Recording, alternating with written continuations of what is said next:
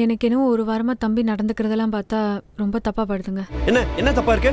இருங்க இருங்க, வீட்டுக்கு லேட்டா வர்றது புது வேலைடி, எவ்வளோ கற்றுக்க வேண்டியது இருக்கும். சரி, அதை விடுங்க. வழக்கத்துக்கு மாற சென்ட் அடிக்கிறது என்ன, க்ரீம் போடுறது என்ன, முடி தாடியெல்லாம் எப்படி வச்சிருக்கான் பாத்தீங்களா? முன்னாடி தம்பி நான் இப்படிலாம் பார்த்ததே இல்லையே. பெரிய இடத்துக்கு வேலைக்கு போகிறான், அங்கே பணக்காரங்களாம் வருவாங்க, பெரிய குடும்பத்தை சேர்ந்தவங்களாம் வருவாங்க. அவங்க முன்னாடி அவனை நல்லா காமிச்சுன்னு நினச்சிருப்பான். இதில் என்ன தப்பு இருக்கு?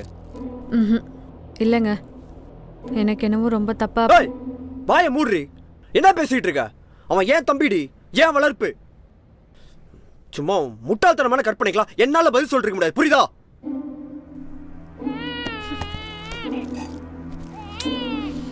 தான் புத்தி வரும்.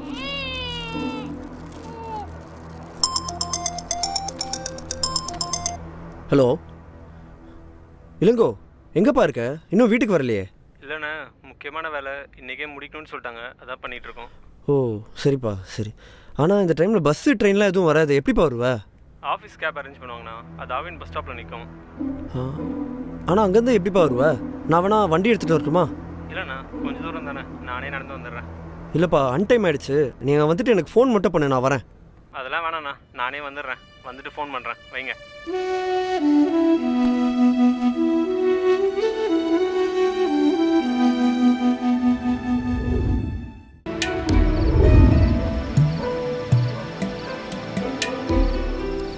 செல்வி, கதவு முடிக்கோ.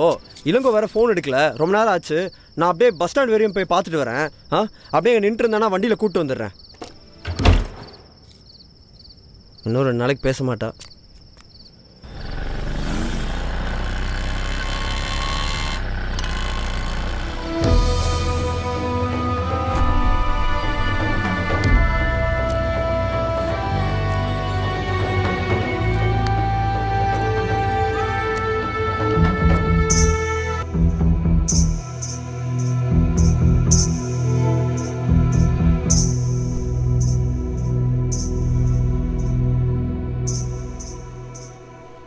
ஏங்க என்னாச்சு?